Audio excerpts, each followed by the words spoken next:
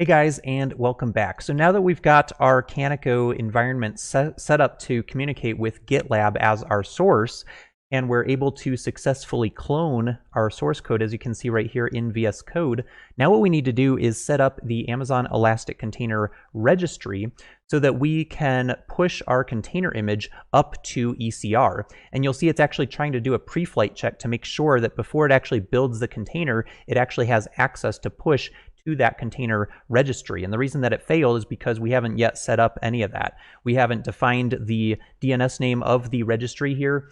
We haven't set up any credentials to talk to a private registry, anything like that.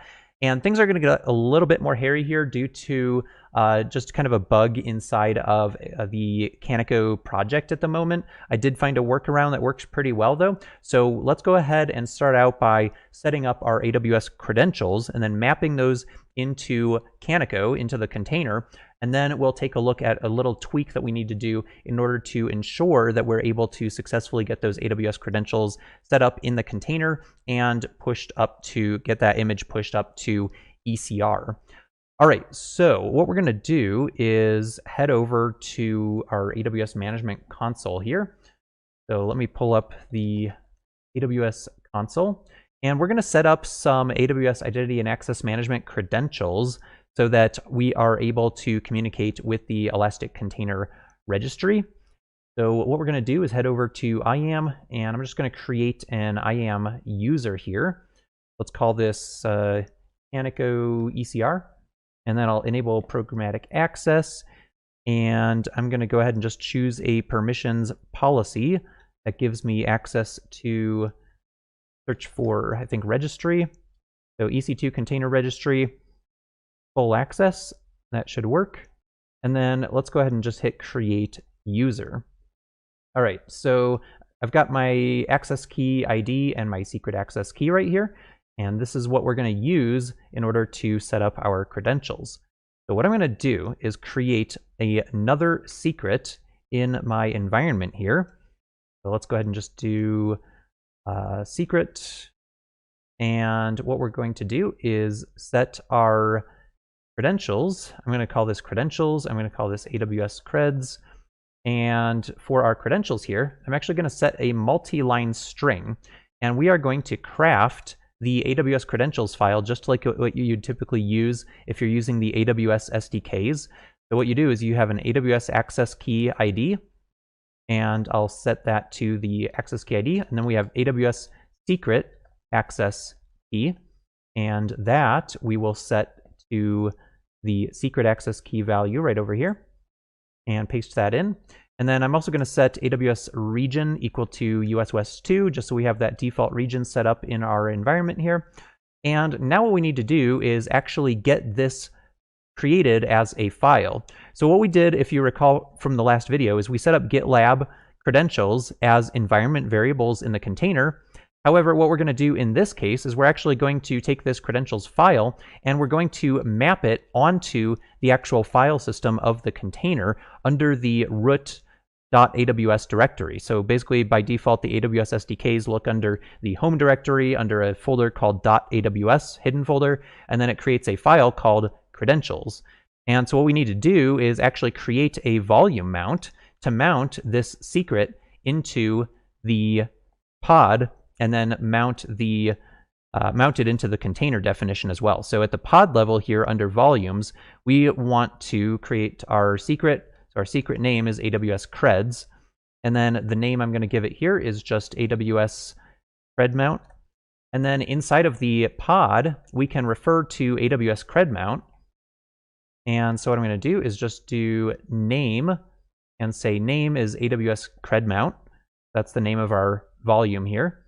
And then under the mount path, I'm going to set the mount path to root.aws. And so basically our credentials file right here will get mounted into this folder called root.aws, and it will actually create a file under this directory called credentials, which is what our file name is right here.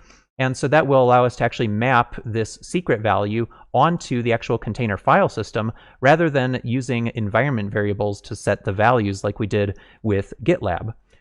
So with GitLab, we use environment variables to get our creds, and then for AWS credentials for Kaniko at least, we have to put them onto the file system. I know that the AWS SDKs do support environment variables, but I don't know if Kaniko actually allows you to do that. The way that they have documented is to basically use this setup right here. Now, there's one other thing that we actually need to do in our configuration to make this work with ECR. And if we drill into the ECR documentation under the Kaniko project here, you can see that we actually need to create this file called config.json. And this file needs to get placed under a special directory, which I believe is /kaniko/.docker. And so what we can do is create a config map, and we can actually mount that configuration into our container by using a config map resource, very similar to what we just did with the secret for the AWS credentials, but in this case, we're going to be mounting in just a config map rather than a secret value.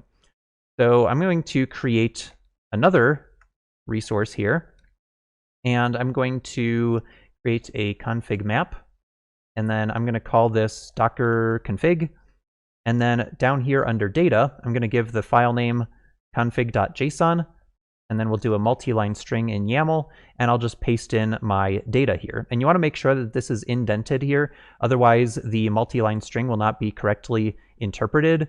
Same thing with this credentials file down here. You want to make sure that your actual credentials file is indented from the credentials heading here. Otherwise, it will not parse the YAML correctly. And as you can see, if I just de-indent that, then you can see it starts to complain right away in my editor. You just want to make sure that that indentation is set correctly. Otherwise, you'll probably run into some problems there. All right, so now that we've got this config map created, we need to go ahead and mount that into our pod and our container, very similar to what we just did with the credentials here. So I'm going to add in another volume at the pod level. I'm going to call this docker cfg.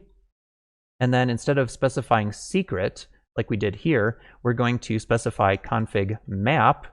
And then we need to specify the name of the config map, which is docker config, I believe. Let me just, yeah, I didn't put any dashes in that name. So it's just docker config. And then we need to go ahead and mount that into the actual container. So under volume mounts, I'm going to give it a name of docker-cfg, which is what we just called the volume right here. And then for the mount path, I'm going to go ahead, oops, let me fix that spelling, mount path, and that'll be under /kaniko/.docker. All right, so I think we've got everything set up now. We're not quite to the little gotcha that I was talking about previously, but this should be our basic configuration that we need.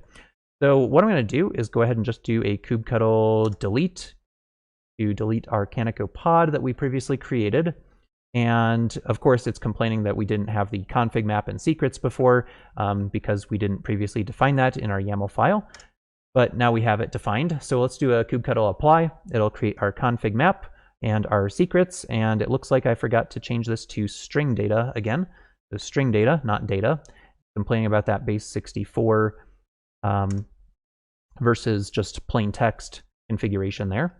Let's do a reapply here and see what happens. So we got config map, 2 credentials, and our pod. It looks like it actually may not have been quite deleted yet. So let me just make sure. Okay, yeah, this time it created it. So now let's do a describe on it and see what happens. All right, so it looks like it downloaded Kaniko. It successfully pulled the image. It started up the container. Let's just run this one more time here. And let's take a look at the logs. I'm going to run logs for Kaniko here. And of course, we need to still set up an ECR repository. I totally forgot that we didn't do that. So I'm going to switch back to the AWS console here. And we're going to go to ECR and go to Elastic Container Registry here. And then we'll create a new target repository. So I'll call this my Posh Web App. And we're going to just copy this path into our pod spec here. So let's go down to our pod spec, and we'll set our destination to our repository name right here. We'll hit save, and we'll just try to do another deployment. So I'll do a delete on my Kaniko YAML. And then we'll go ahead and just do a apply and recreate those resources. And now let's watch our logs here and see what happens. So it says error, checking push permissions. Make sure you enter the correct tag name, make sure you're authenticated to this endpoint. Now this might be happening because we didn't specify a tag. So let me just give it a random tag like v1, for example. And we'll go ahead and just try to run that one more time here. So we'll do a delete and we'll do an apply.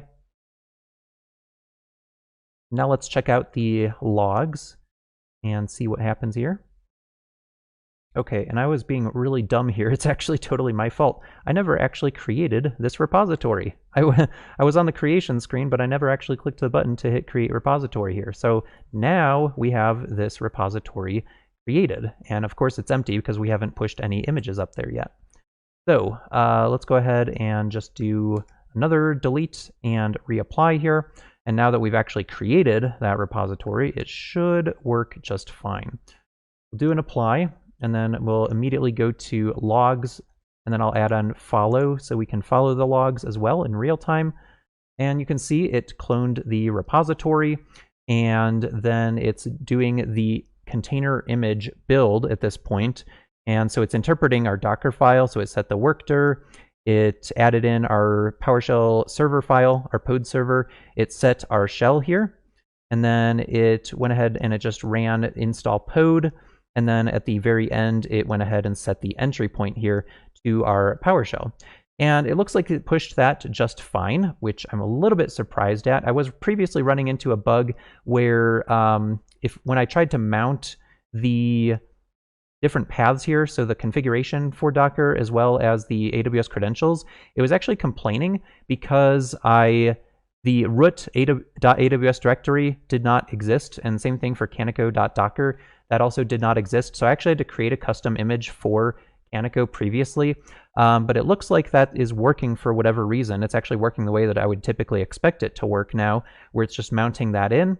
And so you can see that it successfully pushed that to our destination. And if we head over to AWS here, just do a quick refresheroo, you can see that sure enough, we have our container image built here. So at this point, we can continue to iterate on this and build out new versions of our application and then automate the deployment of that by simply applying our Kaniko pod and executing our container image build and push process directly on our cluster. I hope this has been informative for you, and I'd like to thank you for viewing.